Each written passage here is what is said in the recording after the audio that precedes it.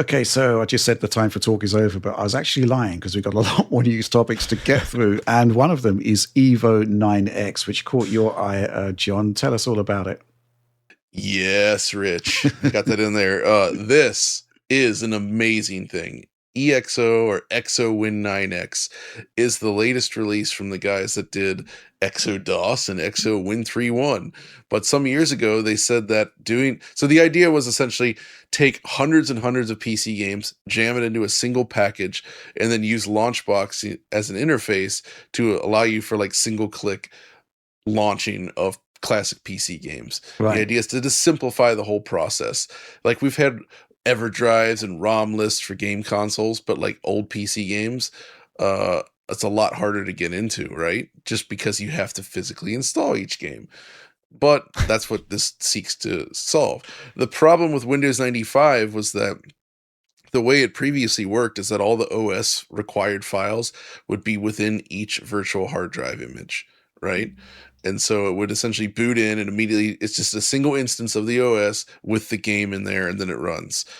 Windows 95, however, the amount of files that are required at minimum for the OS to work, or Windows 98 in this case, actually, it's a lot, right? There are hundreds of megabytes of data in here that Windows requires to run.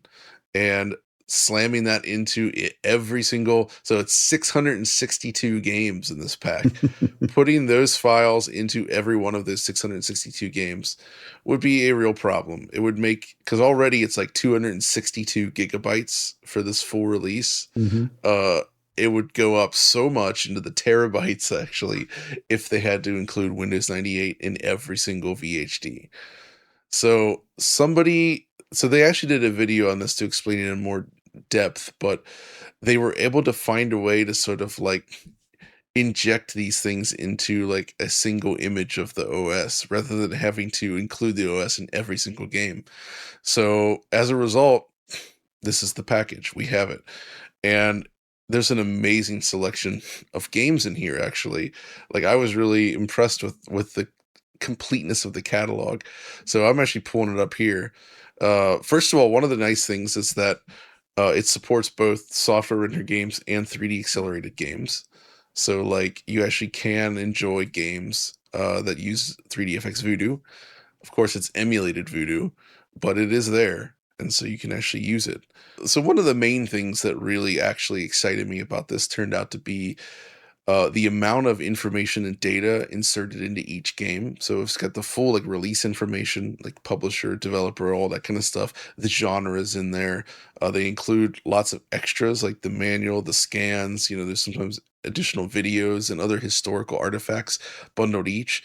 But like when you're inside Launchbox, for instance, you can fire this up and browse around by, say, publisher or developer. So it's a good chance to kind of explore what developers were doing back then. Like if you're like, oh shoot, like what the heck was Acclaim up to on Windows 95? You can do that now, right? I think that's great. And so for me, I have this memory of like so many games where I would just like see them in PC magazines back there. And it's like just being able to say like, oh shoot, I remember that. I wonder if that was good. You click on it and just immediately fire it up. And it's awesome. Like right here, I pulled up Activision, for instance, and there's a bunch of games in here listed that I didn't even realize were related to it. Like something called A10 Cuba, which A10 sounds like a warthog.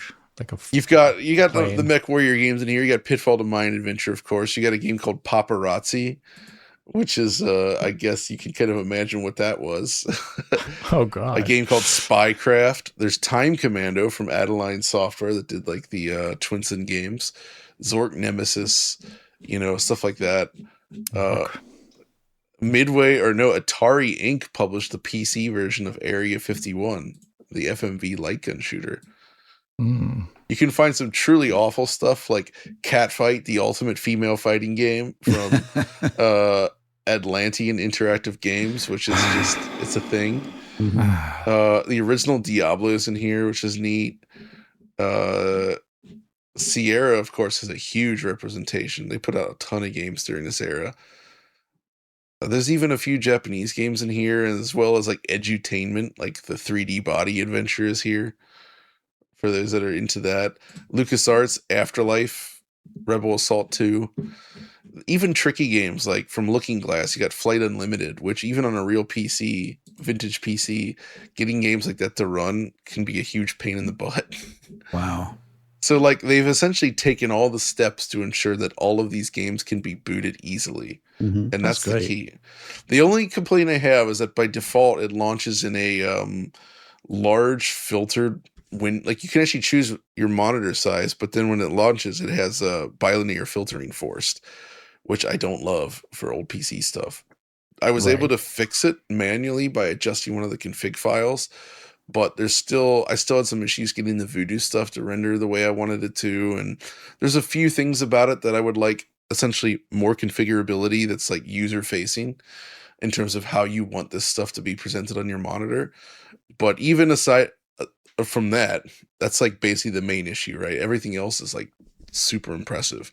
And yeah, I guess technically there is a case, you know, you can talk about legality of all this kind of stuff, but let's face it, big companies are not doing enough to preserve their games. Right. They're just not, especially like from this era, which is just filled with so many weird and unique PC games that many people have likely never heard of or ever experienced. And they're here now. And it makes them easily accessible in a way that is just outstanding. Oh man, all the Sega ports. I forgot about these. I mean, you've got multiple Daytonas, Comic Zone. You got Bug with the exclamation point, and Bug 2. Okay. TOO. I know Rich is excited about that. Yeah. Rocket Jockey from Sega Soft was always a favorite of mine back in the day. Just an awesome game. There's a lot going on there, John, and it's kind of like early days of the CD-ROM era as well.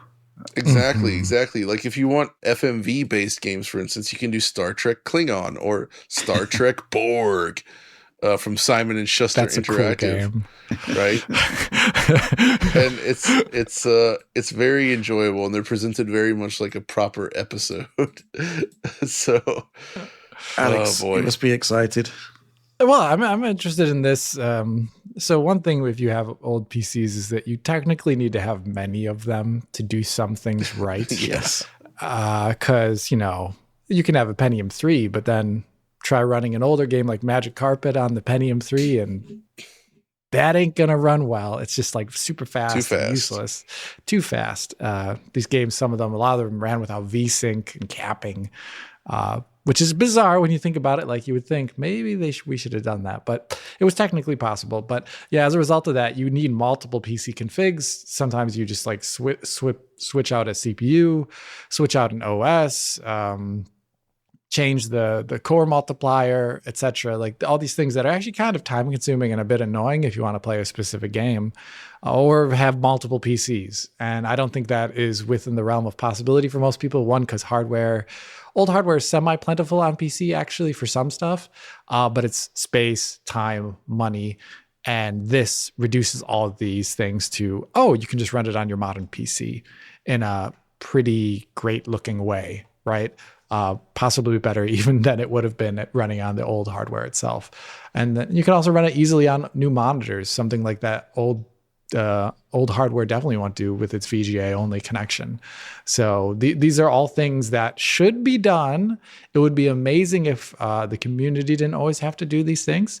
But that's the whole point of communities, because they have passion. Well, Alex, I mean, what company is going to combine the efforts of like hundreds of publishers into one? Well, I don't mean that. I just mean the easier way to have a virtual, like it would be great if within Windows there was a default virtual way to load up Windows 95 as a retro thing. You know, I think, you know, it's kind of crazy. Windows 11 still has FDD support, you know, but they don't have the ability to run certain games from a certain era. And I always find that a bit of a shame.